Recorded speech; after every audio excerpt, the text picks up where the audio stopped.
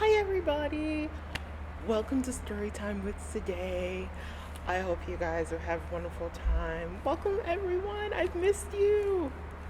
So, it's Women's Month in March, and I wanted to pick a book that really symbolizes Women's Month. And I thought about this long and hard, and I kept coming back to the same answer. And I decided that I was going to do Michelle Obama. And I think just from the first time I saw her, I was inspired by the community work that she has done and the things that she has done for our country, um, helping with keeping fit and being healthy. So I thought long and hard about those values that she has, and I think that she'd be a great candidate for March's Women's Month. So I've decided to really look at the books that we have on Michelle Obama, and I found this wonderful book that really stood out to me. It talks about her life, it talks about who she is, and what she becomes, and her dreams. And one of the things that I love that she always says is don't let anybody set the limits of your dream. It's one of the things that I always um,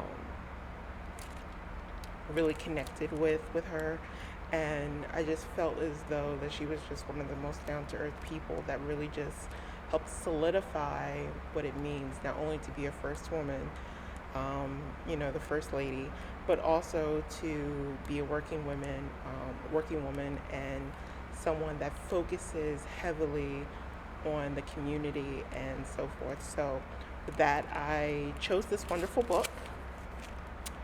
It's called Michelle, and I love this so much.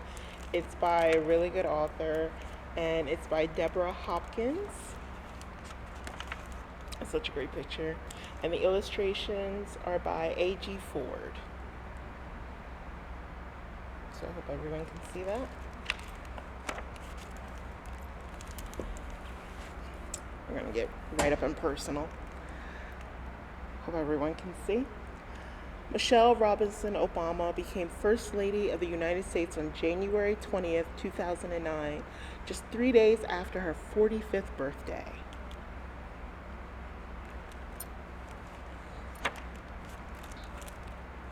Oh, look at that, our nation capital, the way it's supposed to be. On the historic inauguration day, Michelle's husband, Barack Obama, took the oath of office, pledging to lead the nation into a new birth of freedom. By his side stood Michelle, smart and sure. Michelle, proud wife and mother, loving daughter, sister and friend, an ordinary girl who grew up to do extraordinary things. And this is her story.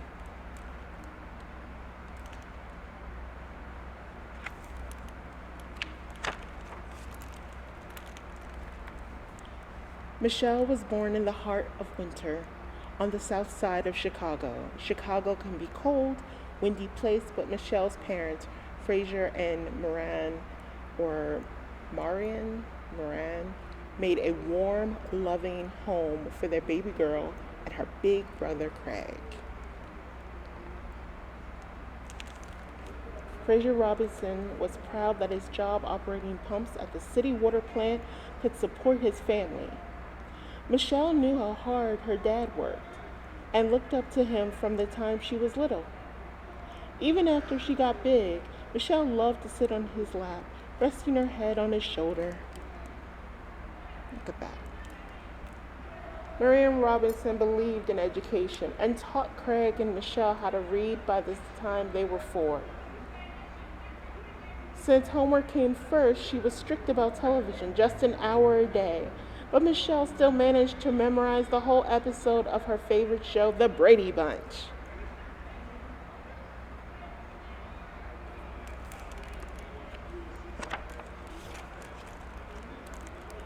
Look at that. I love that illustration of her. From her father, Michelle learned courage. She watched him go to work cheerfully each day, even after he developed multiple sclerosis, a disease that made it hard for him to walk. From her mother, Michelle learned to ask questions, to think.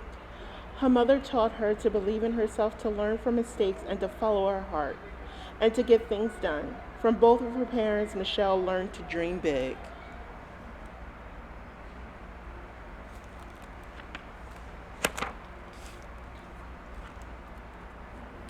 Michelle's parents hadn't been to college, but they wanted their children to have that chance. Saving for an education came first, even if it meant that they lived simply in a one-bedroom apartment on Elucid Avenue. They divided the living room to make separate spaces for Michelle and Craig, with a small shared area for reading and studying. The Robinsons might not have had a fancy house, but they had one another. The family ate together. They ate dinner together at night. Michelle loved macaroni and cheese. They enjoyed reading and playing games, Monopoly, Chinese checkers, and card games. But Craig had to watch out. That spunky little sister he called Michelle sure loved to beat him. That was Michelle. As her mom always said, Michelle wanted to be the best.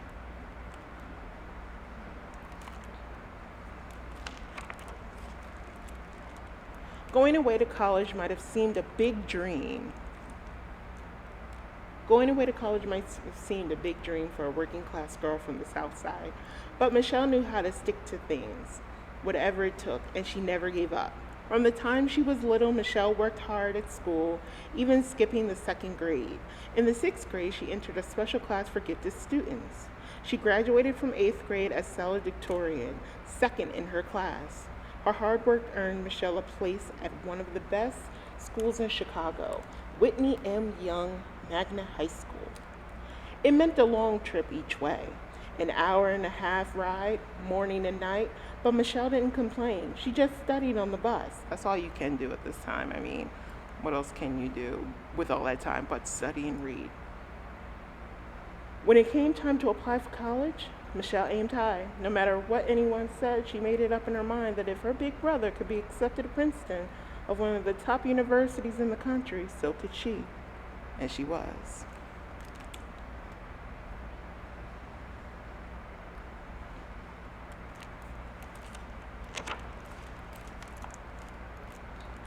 I love these illustrations, I really do. Michelle did well at Princeton University, but sometimes on campus, in a sea of white faces, she wondered if a South girl like her really belonged.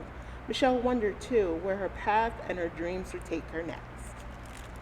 Eager to keep learning, Michelle went on to graduate from Harvard Law School. Then she returned home to Chicago, for her first job as a lawyer.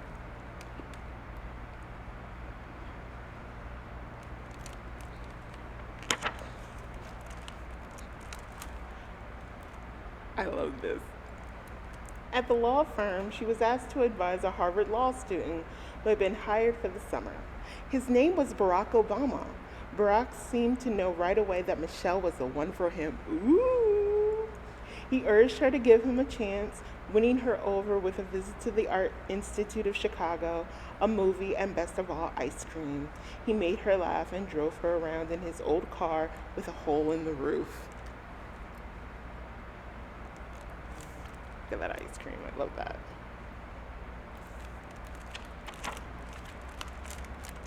But mostly he won her heart by sharing his vision of hope and change. Michelle fell in love, realizing there was something special about this handsome young man with an unusual name. Barack proposed to Michelle at a fancy restaurant. To Michelle's surprise, the engagement ring arrived with desserts. Look at that. I love that. Michelle and Barack Obama were married on October 3rd, 1992.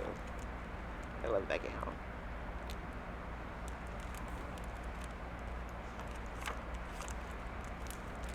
Michelle's mom and brother were at her wedding, but her dad sadly died in 1991. Michelle's dad had always encouraged her to give back. About this time, Michelle decided to make a big change. She left the law firm to work in community service. Down to earth, bright and practical, Michelle had always been able to get things done. Now she used her talents to take on some big, important jobs. Look at that. I love that. She trained young community leaders, encouraged university students to volunteer and help improve health care for families in Chicago's South Side. Michelle loved her new work and succeeded at whatever she set out to do. She realized that working for others was what she wanted most. She was living her own dreams by making things better for the community she loved.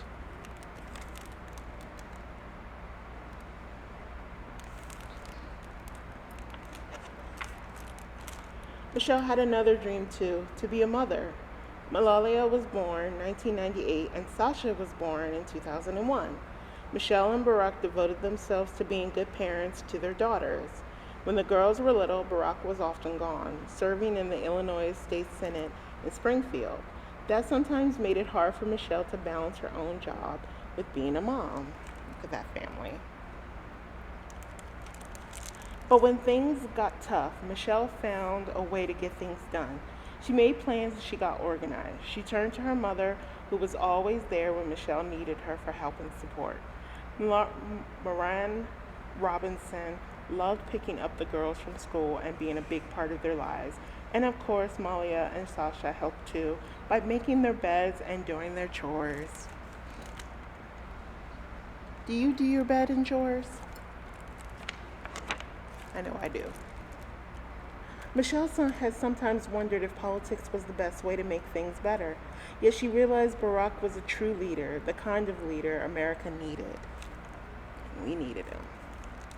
So Michelle worked to help Barack run for the United States Senate.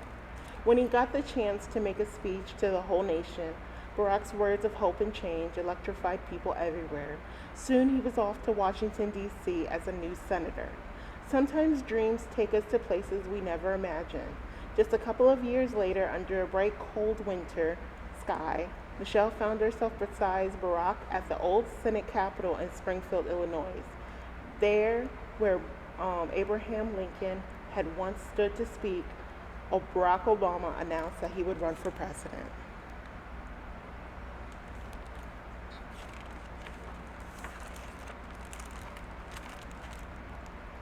In the long, hard months that followed, millions of people across the country took up Barack's rallying cry of change, yes we can. While Malia and Sasha stayed home with their grandmother, Michelle made church trips to help Barack campaign, speaking to crowds large and small. Michelle spoke about possibilities of her own dreams as a girl from a working class family and the confidence her parents had given her to make good choices. Michelle spoke of how each child in America deserves a chance to excel and of the need to make life better for struggling families. Michelle listened too. She listened as the people shared their fears and hopes and their trust that Barack could bring all Americans together. And then people voted. There were old and young, women and men. They came from farms and cities, from small towns and mountain villages, from islands and deserts.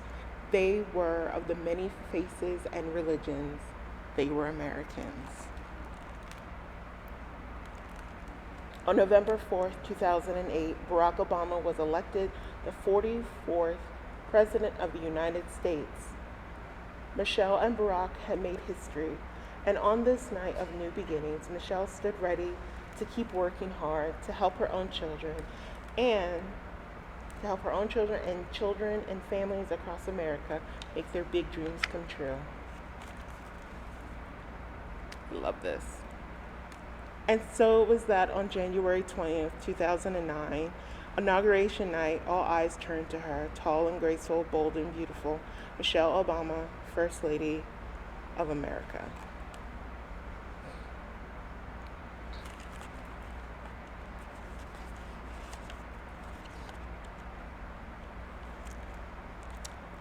And we have the author's note. I'll give you a minute to read.